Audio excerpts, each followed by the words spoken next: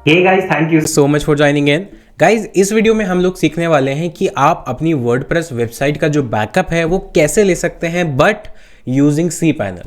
Previous videos में हम already discuss कर चुके हैं कि ये चीज़ आप प्लगइन की मदद से या WP एडमिन डैशबोर्ड जो है वहाँ से कैसे कर सकते हैं। पर मान लेते हैं कि अगर आपके पास WP एडमिन डैशबोर्ड का एक्सेस नहीं है या फिर आप वहाँ से नहीं करना चाहते, किसी और मेथड से करना चाहते हैं, तो यहाँ पर आप cPanel की मदद से भी ये चीज़ कर सकते हैं और मैनुअल बैकअप ले सकते हैं। तो ये चीज़ हम सीखने वाले हैं। लेकिन वीडियो शुरू करने से पहले अगर आप मेरे चैनल पर पहली बार आए हैं तो सब्सक्राइब कर लीजिए, बेल आइकन को दबा दीजिए, बिकॉज इसी तरह की वीडियोस हम आपके लिए लेकर आते रहते हैं। तो देखिए, आपको करना क्या है, आपको सबसे पहले आना है अपनी वेबसाइट पर, और वेबसाइट पर आने के बाद जो उसका URL है या डोमेन है, उसके बाद लिखना है /cPanel। आपके जो भी cPanel होगा, मोस्ट ऑफ दी होस्टिंग में cPanel को एक्सेस करने का तरीका यही है कि आप डोमेन के बाद /cPanel लिखें और एंटर करें। तो ये क्या करेगा, आपको cPanel का जो भी डैशबोर्ड है, लॉगिन डैशबोर्ड है, वहां पर रीडायरेक्ट कर देगा। और यहां पर लॉगिन करने के लिए आपको अपने cPanel के जो क्रेडेंशियल्स हैं, यूजर नेम और पासवर्ड, वो आपके पास रखने हैं, तभी जाकर आप इसमें लॉगिन कर पाएंगे। तो यहां पर ये आपको कनेक्ट कर रहा है cPanel के लॉगिन पेज पर। तो यहाँ पर आपके सामने यूज़र नेम और पासवर्ड दो ऑप्शन है, आपको अपने क्रेडेंशियल डालने हैं। मैं फटाफट से अपने क्रेडेंशियल्स यहाँ पर एंटर कर देता हूँ। तो यहाँ पर मैंने क्रेडेंशियल्स जो है वो एंटर किए हैं और लॉगिन पर क्लिक किया है।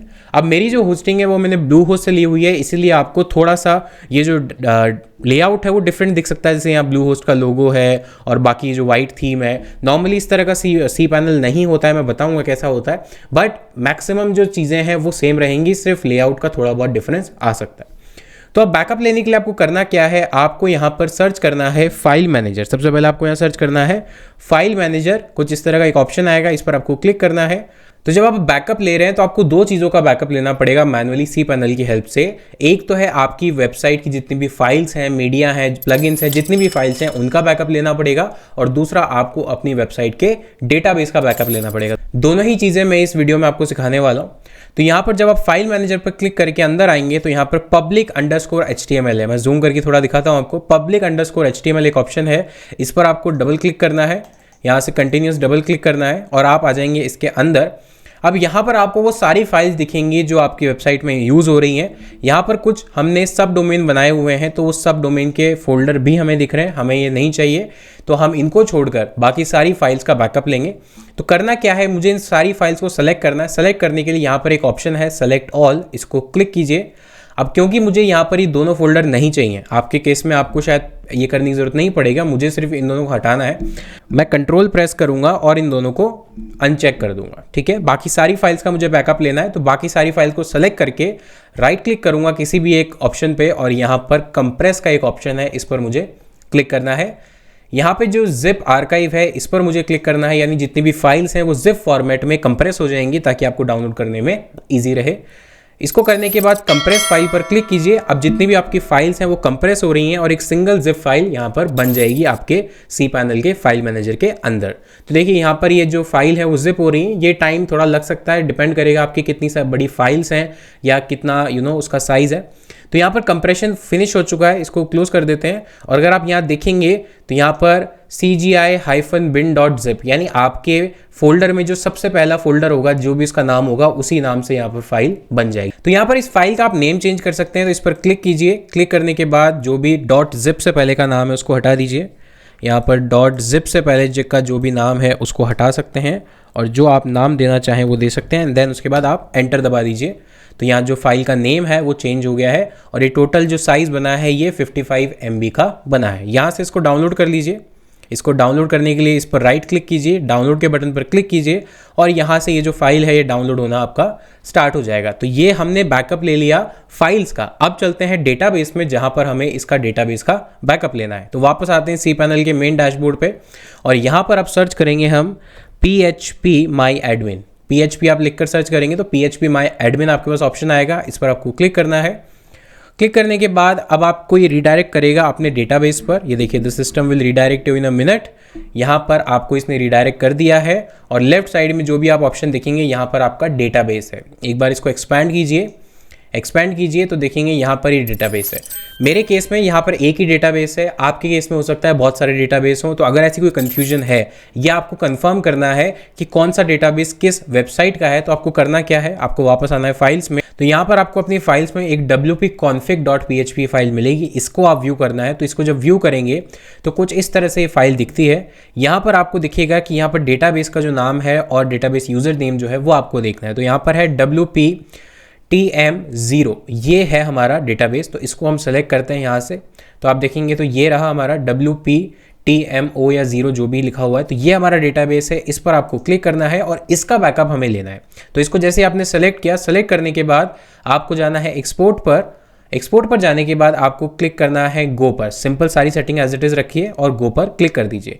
तो जो डेटाबेस की फाइल आपके पास डाउनलोड हुई है ये आपका बैकअप हो गया। तो अब आपने अपनी वेबसाइट की फाइल्स का बैकअप ले लिया है और डेटाबेस का बैकअप ले लिया है।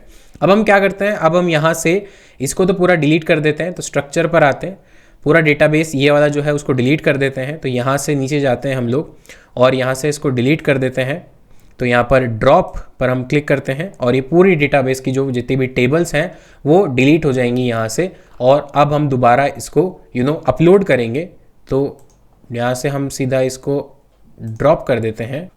तो यहाँ पर ये देखिए सारी जो डेटाबेस की टेबल्स हैं वो डिलीट हो गई हैं और यहाँ से इसको हम ओके कर देते हैं। तो यहाँ से सारी डेटाबेस की जो टेबल है वो डिलीट हो गई। अब आप देख सकते हैं इसके अंदर कोई भी टेबल नहीं है और वहाँ से हम फाइल मैनेजर से सारा डेटा डिलीट कर देते हैं। तो सेलेक्ट ऑल करते हैं, यहाँ से सिर्फ ये जो दो फोल्डर है इनको रखते हैं और यहाँ से भी सारा जो डेटा है उसको डिलीट कर देते हैं।